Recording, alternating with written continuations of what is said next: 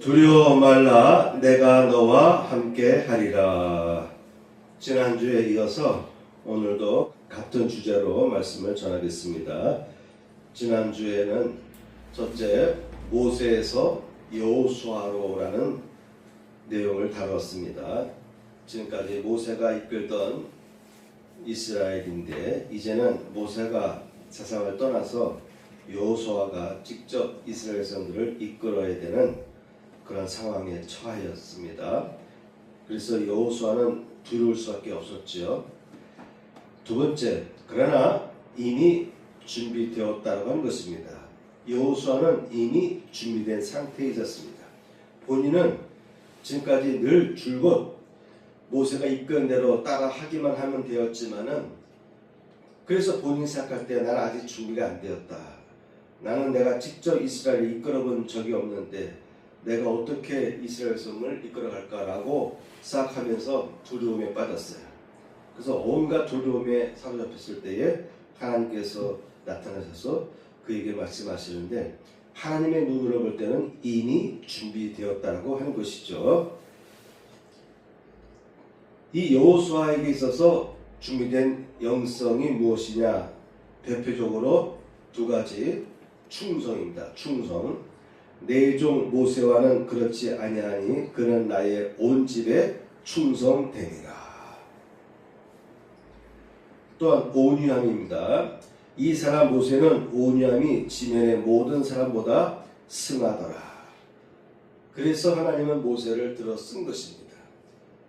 모세가 한참 힘이 있을 때 나이 40대에는 그가 뜻을 펼치려고 했지만 실패할 수밖에 없었어요. 그러나 그가 40년 동안 운동하는 가운데 그 자신을 돌아보고 부족한 것을 채우고 충족하면서 하나님에 대한 마음이 준비되었습니다. 하나님께 대해서 충성하고 또한 온유해야 되는 이와 같은 두 가지 영성이 모세에게 준비됐습니다. 이런 모세의 인도로 40년 동안 따라다니던 여호수아는 바로 이 두 가지의 영성을 본받았을 것이죠. 하나님 앞에 설 때는 늘 온전한 것이 중요한데 모세를 따르던 갈렙의 경우도 보면은 그가 하나님의 말씀을 따름에 있어서 전심으로 온전히 하나님의 말씀을 따르고 이루려고 헌신했죠. 그래서 여호수아도 하나님의 말씀을 따르는 데 있어서 온전히 따르려고 하는 그 어떤 열망이 있었습니다. 이런 면에 있어서 여호수아는 준비가 되었다. 여러분 하나님께서 보실 때는 물론 여러분들이 갖춰야 될 여러 가지 조건들이 있어요. 신앙적인 지식과 학문과 여러 가지 자격증과 경험들이 필요로 하는데 그러나 하나님의 눈으로 볼 때는 거기에다가 플러스 하나님께서 들어 쓰실 때에 필요한 영적인 덕목들이 있어야 된다고 하는 것입니다. 이게 안 되면 무너지는 거예요. 그렇죠? 오늘날도 보면은 주변에 얼마나 공부 잘하고 학위 좋은 거 따고 큰 기업에 다니는 사람들이 할지라도 그분들의 삶을 보게 되면은 매우 안 좋은 길로 걸어가는 것을 보게 됩니다. 그래서 하나님께서는 세상적으로 갖춰야 될 것은 갖추되 그러나 하나님께서 보시는 관점이 있다고 하는 것이죠. 여러분들도 올 한 해를 시작함에 있어서 두 번째 주를 맞이했는데 하나님께서 나를 보실 때 2026년도에 나를 이끌고 가주실 텐데 하나님께서 나를 보시고 어떻게 여기실까? 나에게 무게를 잴 때에 나의 무게를 영적인 무게를 재실 때에 여호수아처럼 갈렙처럼 흡족한 상태에 도달하고 있는가를 생각해 볼 필요가 있겠습니다. 그래서 그런 영성들도 나는 이번 26년도에 갖추면서 더 갖추고 더 강화시켜가면서 나아가야 될 줄 믿습니다. 세 번째는 여전히 함께 해 주시겠다라고 하는 약속을 하나님께서는 여호수아에게 해 주셨습니다. 모세 때에 역사하시던 하나님은 여호수아에게도 나타나셔서 내가 너와 함께 할 것이다. 너를 떠나지 아니할 것이다. 모세와 함께 하던 것처럼 나도 너와 함께 할 것이다 라고 확신해 주셨습니다. 오늘 네 번째입니다. 네 번째, 좌로나 우로나 치우치지 말라라고 하나님은 말씀해 주셨습니다. 7절 말씀 보면 오직 강하고 극히 담대하여 나의 종 모세가 내게 명령한 그 율법을 다 지켜 행하고. 여러분, 신앙생활을 잘하는 것이 쉬운 게 아니에요. 그 율법을 다 지켜 행하라고 합니다. 사람이 어떻게 이 율법을 다 지킬 수가 있겠습니까? 그러나 우리가 성령 안에 살게 되면은 그 율법을 다 지켜 행하려는 열망이 생기게 돼요. 또한 성령께서 도와주셔요. 그래서 요거는 되고 요거는 빼고가 아니에요. 율법이라는 것은 뭐냐면 하나님이 하라고 한 것이거든요. 그러므로 하라고 한 것에 대해서 이것은 내가 할 수가 있고 이것은 내가 못한다라고 선별해서 손을 긋기보다는 하라고 하시니 해보지요. 하라고 하시니 해봐야 되겠네. 이러한 자세를 가지고 도전하는 것이 중요합니다. 이것은 내가 못해. 이건 성직자들이 하는 것이지 내가 어떻게 이런 것을 해. 그리고 쭉 리스트를 보면서 요 정도, 밑에 있는 요 정도는 내가 할 수 있겠네 라고 생각하기 쉬운데, 이왕이면은 해봐야지, 해보자, 이런 마음 가지고 하나님이 하라고 하니 나는 한다, 하나님께서 하라고 하니 나는 순종하는 마음으로 한다 라는 마음의 자세로 나아가면은 하나님의 법을 따르는 것이 쉬워집니다. 물론 어떤 사람은 쉬운 사람이 있어요. 천부적으로 부모님으로부터 받은 바가 그 토양이 너무나 좋아서 거리낌 없이 브레이크 안 걸리고 하나님께서 원하시는 삶을 그대로 순수하게 순전하게 나아가는 사람들이 있습니다. 여러분, CC가 작은 차는 달릴 때 차가 무리가 가잖아요. 그렇죠? 그래서 80km까지는 갈 수 있는데 100km 넘게 되고 소리가 나요. 아반떼도 보니까 120km 정도까지 속도를 높이면 엔진 소리가 커지더라고요. 그런데 CC가 높은 차들은 120까지 올라가도 엔진 소리가 크게 들리질 않아요. 엔진 자체가 다른 거죠. 그것처럼 어떤 사람은 하나님 말씀대로 살아가는 것이 쉬운 사람이 있어요. 그냥 스무스하게. 근데 어떤 사람은 그 단계 하나하나 넘는 것이 힘든 사람이 있습니다. 그럼 어떻게 할 겁니까? CC가 작은 엔진 상태를 평생 유지할 것입니까? 아니면 돈을 더 투자해서 CC 높은 곳으로 살 것입니까? 큰 차, CC가 높은 차일수록 차 타면은 스무스하게, 언덕 위도 스무스하게, 고속도로 다닐 때도 속도를 높여도 차가 전혀 지치지 않고 편안하게 가는 것을 보게 됩니다. 이것처럼 이왕이면 우리는 높일 필요가 있어요. 엔진을 높일 필요가 있습니다. 그래서 여러분, 율법을 다 지켜 행할 수 있는 데까지 가기 위해서 애를 쓰시기 바랍니다. 왜냐하면 하나님께서 약속하셨어요. 내게 명령한 그 율법을 다 지켜 행하고, 두 번째, 우로나 좌로나 치우치지 말라 했습니다. 하나님 말씀을 따라 살아감에 있어서 우로나 좌로나 치우치지 말아라. 오직 말씀이 시켰으면 말씀이 하라고 하면 그대로 하려고 노력을 해야 되는 것이죠.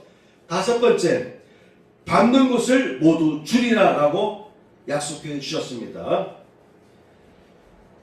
신명기서에 보게 되면은 너희 하나님 여호와를 사랑하고 그 모든 도를 행하여, 여기서도 말씀하잖아요. 그 모든 도를 행하여 그에게 복종하면 여호와께서 그 모든 나라 백성을 너희 앞에서 다 쫓아낼 것이라.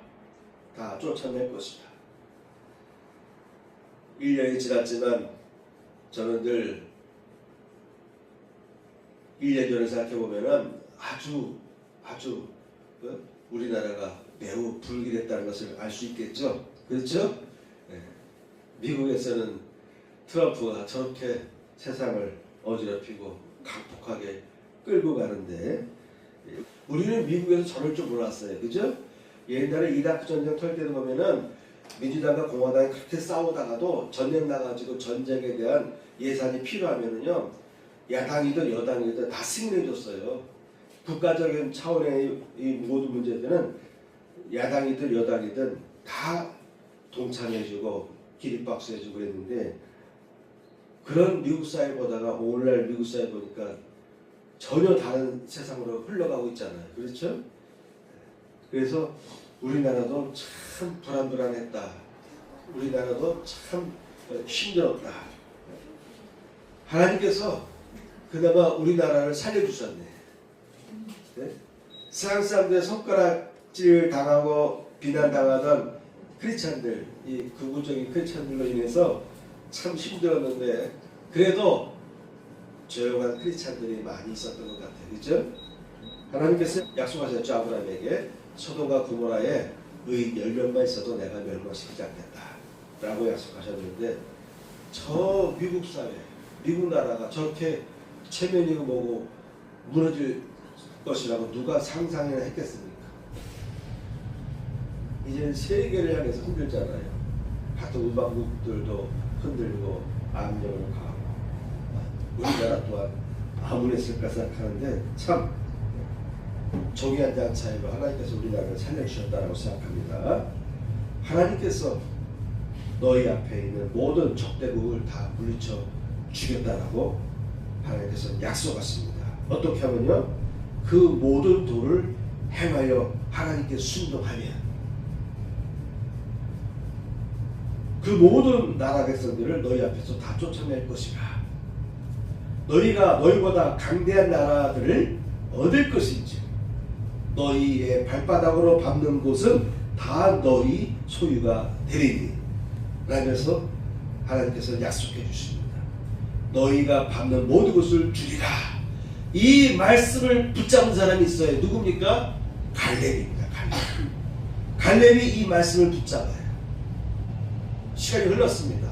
여호수아가 이스라엘을 이끌고 가는데, 여전히 그 산지의 땅은 지금의 유대 지역입니다.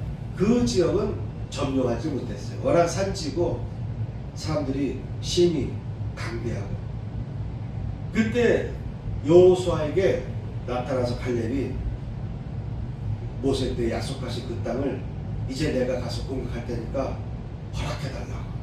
그래서 여호수아도 허락을 합니다. 그래서 갈렙이 지금의 이 예루살렘 지역 땅, 유대 지역 땅을 점령하게 된 것이에요. 밟는 곳을 모두 주겠다라고 하나님은 이스라엘 백성들에게, 각 지파에게, 특히 갈렙에게도 그 약속을 해주신 것이고, 그 약속을 붙잡고 가니까 갈렙이 밟고 가는 곳은 얻을 수가 있었습니다. 이스라엘 백성들이 밟고 나아가는 곳을 다 땅을 쟁취할 수가 있었던 것입니다. 6번째, 형통의 복입니다. 여러분 1번부터 6번까지 쭉 왔잖아요. 중요한 게 뭡니까? 1번부터 5번까지가 중요한 거예요. 복 받는 건 다 좋잖아요. 그렇죠? 그런데 복 받을 준비가 되어 있느냐라고 하는 것이죠. 여호수아는 그런 준비가 되어 있었습니다. 올해 여러분들도 이 5가지의 조건들을 충족할 수 있는 이 조건들을 충족한 가운데서 살아가시길 바랍니다. 이것을 충족하기 위해서 애를 쓰시기 바랍니다. 그럴 때 올해도 받는 것을, 받는 모든 것을 줄 것이고, 6번째, 형통의 복을 내려주실 줄 믿습니다. 그리하면 어디로 가든지 형통하리니. 7절 말씀입니다. 오직 강하고 극히 담대히 하여. 여러분, 우리는 내 스스로가 강화할 필요가 있어요. 예수만 믿으면 마음이 강해진다. 잘못된 말이에요. 지금 하나님께서 말씀하고 있잖아요. 하나님께서 우리에게 마음을 강하게 해주시는데, 그래도 내가 강한 마음을 가지려고 애를 써야 된다고 하는 것입니다. 그래서 오직 강하고 극히 담대히 해라, 하라라고 말씀하시는 거예요. 강한 마음을 하나님께서 주시긴 주셔요. 그런데 사람은 항상 갈대와 같아서 자꾸 불길한 예측을 하게 되고 마귀가 속삭이는 거예요. 그래서 마음속에 평안이 왔고 마음이 담대해졌다가도 금방 어떡하지? 안 되면 어떡하지? 이런 생각에 빠지게 되는 거예요. 마귀의 속삭임에 우리는 쉽게 노출되어 있습니다. 그래서 마음이 무너지는 거예요. 그러려면 어떻게 됩니까? 언제까지 하나님께서 다 붙잡아 주셔야 돼요? 아니죠. 반면에 줄 때도 있지만 아이가 나이를 먹음에 따라서 스스로 밥을 먹을 수 있게 되죠. 숟가락 젓가락질을 하게 되죠. 처음엔 떨어뜨려 먹다가 나중에 안 떨어뜨리고 먹게 되죠. 이제는 고기도 씹어 먹을 수 있는 능력이 생기지 않겠습니까? 그러므로 내 스스로가 이제 강화해야 되는 거예요. 처음부터 다 해주진 않습니다. 맛은 보여주셔요. 어릴 때마다 성령께서 역사해 주셔서 마음을 담대해 주기도 하고 불안한 마음을 치유해 주기도 하지만, 그러나 우리가 해야 될 것이 있어요. 나 스스로가 다짐을 해야 돼요. 믿음인 것입니다. 내가 믿음을 잃지 않으려고 애를 쓰고 하나님께서 함께 하신다고 하셨으니까 나는 실패하지 않을 거야. 나는 내가 나아갈 때 하나님이 나와 동행해 주실 거야 라고 하는 이 믿음을 자꾸 되새기고 붙잡는 것입니다. 그래서 오직 강하고 극히 담대히 하여라고 하나님께서 여호수아에게 말씀하고 계신 것입니다. 나의 종 모세가 내게 명령한 그 율법을 다 지켜 행하고 우로나 좌로나 치우치지 말라. 그리하면 어디로 가든지 형통하리라.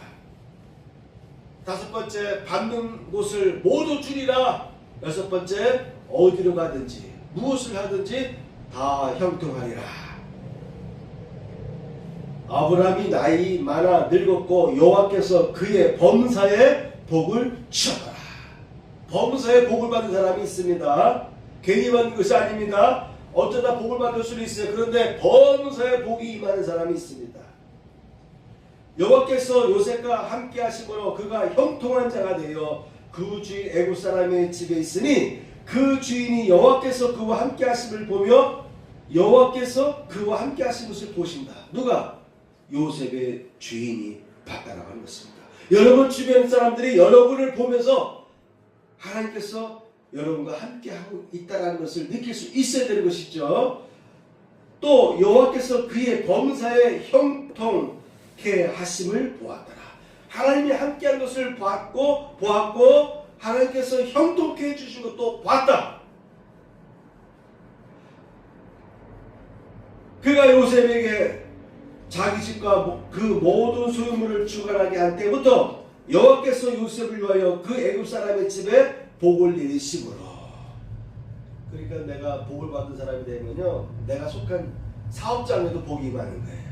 그러니까 여러분 사업하시는 분들도 직원들이 복 있는 사람이 들어오기를 기도하셔야 됩니다. 복 있는 사람이 들어오면 그 사업터가 복이 임하는 것이죠. 여호와의 복이 그의 집과 밭에 있는 모든 소유에 미친지라. 주인이 그 소유를 다 요셉의 손에 위임하고 자기 신료 외에는 간섭하지 아니하였더라. 창세기 39장 40절, 전옥은 그의 손에 맡긴 것을 무엇이든지 돌아보지 아니하였으니 이는 여호와께서 요셉과 함께 하시니라. 여호와께서 그의 범사에 형통케 하셨더라. 여러분, 하나님이 함께 하시고 그래서 범사에 형통케 하는 역사가 나타났습니다. 너희는 너희 하나님 여호와를 신뢰하라. 그리하면 견고히 하리라. 그 선자를 신뢰하라. 그리하면 형통하리라. 복 있는 사람은 어떤 사람입니까? 마지막에 보면 10편 1편 마지막에 보면 그 행사가 다 형통하리로다. 저는 시냇가에 심은 나무가 시절을 쫓아 과실을 맺으며 그 잎사귀가 마르지 않은 것 같으니 그 행사가 다 형통하리로다. 이와 같이 성경은 창세기부터 쭉 계속해서 무엇을 강조하고 있습니까? 하나님께서 함께 하실 때 형통의 복이 임한다라고 약속해주고 있는 것입니다. 다니엘서에 보면은 이 다니엘이 다리오 왕의 시대와 바사 왕, 고레스 왕의 시대에, 그러니까 바벨론 왕과 페르시아 왕 때에도 이 다니엘은 왕조가 바뀌어도, 국가가 바뀌어도 그가 사역을 하게 되면 형통의 역사가 나타났어요. 형통의 복이 임했습니다. 그래서 다리오 왕이 받고 고레스 왕이 받습니다. 여러분 올해에도 형통의 복이 임하시길 축복합니다. 아멘. 마지막 7번째입니다. 말씀에 붙들려 살아가는 새해가 되어야 되겠습니다. 말씀에 붙들려서 살아가는 새해가 되길 축복합니다. 민수기서에 보게 되면은 그들이 여호와의 산에서 떠나 3일 길을 갈 때에 여호와의 언약궤가 그 3일 길에 앞서가며 그들의 쉴 곳을 찾고 그들이 진영을 떠날 때에는 낮에는 여호와의 구름이 그 위에 덮었더라. 하나님의 법궤가 먼저 떠나시는 거예요. 삶의 길 앞서가서서 두루 행하시고 보시면서 나의 백성 나의 자녀들이 쉴 곳이 어딘가. 왜? 한두 사람이 아니잖아요. 많은 이스라엘 백성들이 움직이게 되니까 웬만한 장소 가지고서는 머물 곳이 없잖아요. 그렇죠? 그래서 하나님께서는 3일 길, 사람이 걸어갈 3일 길을 앞서 가시면서 그만큼 넓은 곳을 둘러봤다는 것이에요. 거기서 쉴 곳을 찾으셨다. 그리고 거기서 구름 기둥이 멈추는 거예요. 불기둥과 구름 기둥이 멈추니까 이스라엘 백성들이 거기서 텐트를 치고 기도할 수가 있었던 것입니다. 이것처럼 여러분 말씀을 붙들며 살아가게 되면요, 하나님이 여러분의 앞길로 먼저 가셔가지고 어디서 쉴 곳인지, 어디에 위험한 일이 있는지, 어디서는 계속 걸어가야 될지, 어디서부터는 쉬어도 될지를 미리 하나님께서 다 계획하시고 미리 파악하시고 여러분이 가도록 이끌어 주신다고 하는 것입니다. 여호수아서 마지막 24장에 보게 되면은 그러므로 이제는 여호와를 경외하며 온전함과 진실함으로 그를 섬기라. 여호수아가 뭐라고 얘기합니까? 온전함으로 그리고 진실함으로. 신앙생활에 있어서 우리가 갖춰야 될 덕목이 있습니다. 그것은 교회 열심히 나오면 당연한 거죠. 그렇죠? 교회 열심히 나오고 주일 예배 드리고 시간 예배 시간을 사모하고 참여하고 기도하고 또 하나님 앞에 영광 돌리고 찬양하고 감사 예배를 드리고 이 모든 일들을 다 해야 되지만, 그런데 희한한 것은 창세기서부터 계시록에 보게 되면은, 계시록까지 보게 되면요, 우리가 놓칠 것이 있어요. 인품. 크리스찬으로서의 인품인 것입니다. 크리스찬으로 갖춰야 될 영성인 것입니다. 그래서 여호수아는 모세에게서 무엇을 배웠다고요? 대표적으로 순종과 온유함입니다. 그리고 또한 온전함입니다. 그래서 여호수아도 이제 자기도 세상을 떠날 때가 되니까 이스라엘 사람들을 다 불러 모아놓고 당부하는 것입니다. 이제는 여호와를 경외하며, 당연히 경외해야 됩니다. 둘째, 온전함과 진실함으로. 온전한 마음으로 그리고 진실함으로 하나님을 섬겨라. 너희의 조상들이 강 저쪽과 애굽에서 섬기던 신들을 치워버리고 아직도 지금 이스라엘 백성들에게 미신을 섬기는 이와 같은 일들이 없어지지 않았어요. 그래서 신들을 치워버려라, 우상단지들을 버려라라고 하는 것입니다. 오직 여호와만 섬기라. 여호와를 섬기는 것이 너희에게 좋지 않게 보이거든 너희 조상들이 강 저쪽에서 섬기던 신들이든지 또는 너희가 거주하는 땅에 있는 아모리 속의 신들이든지 너희가 섬길 자를 오늘 택하라.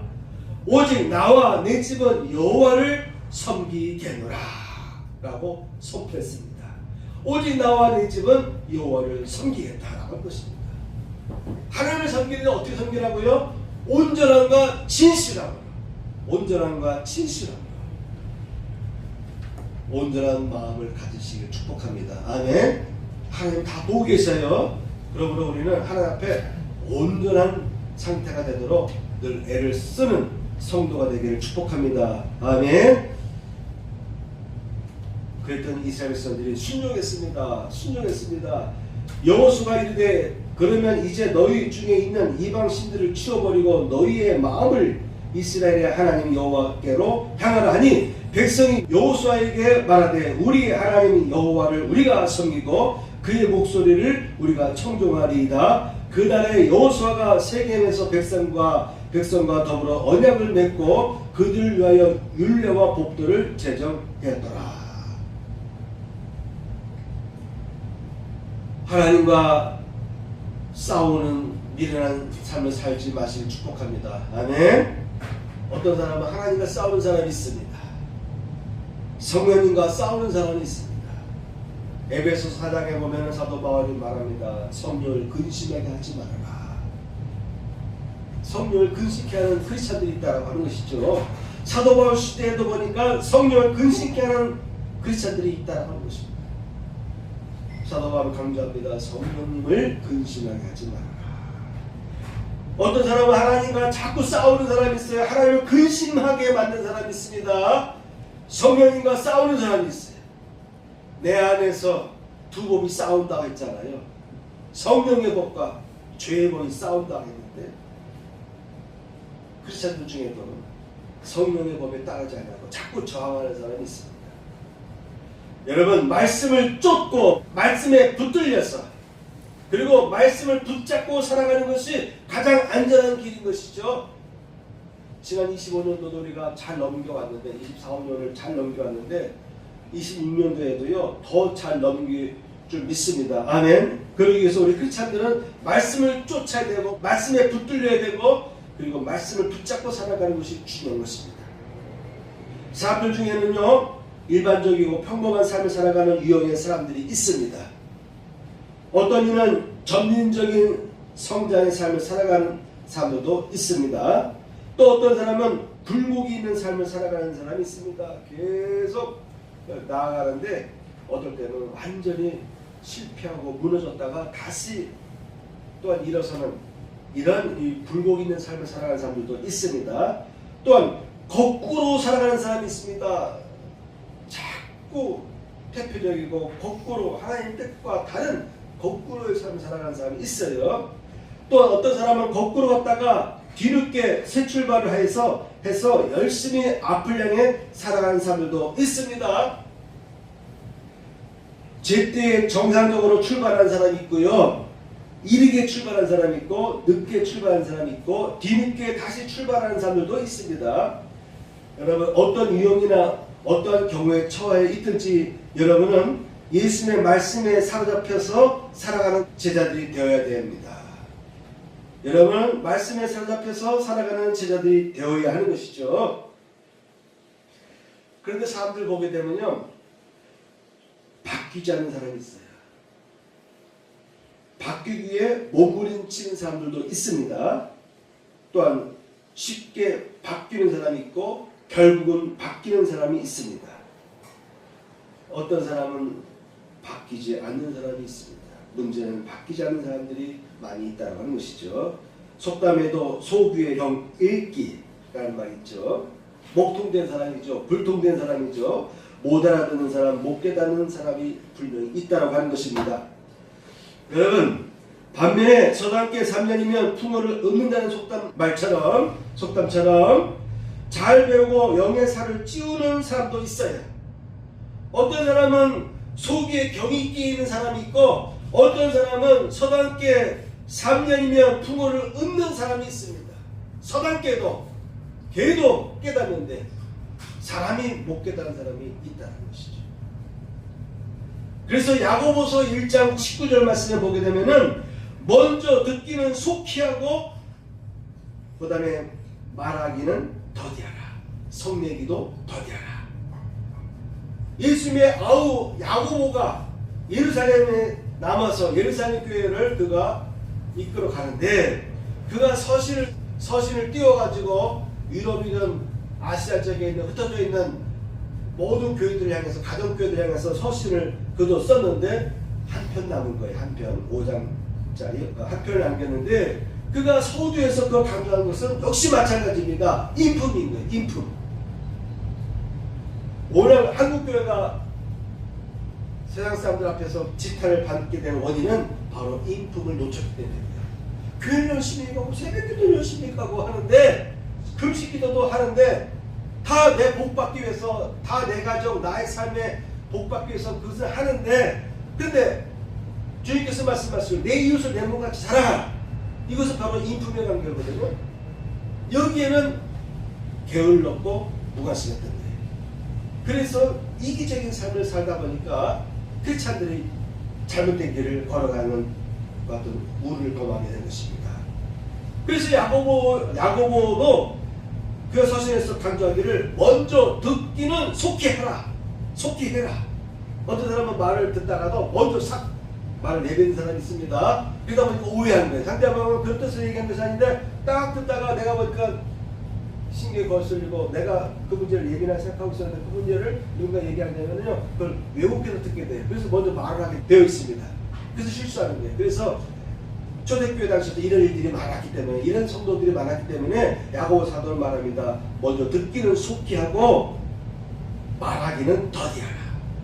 두 번째 성내기도 더디하라.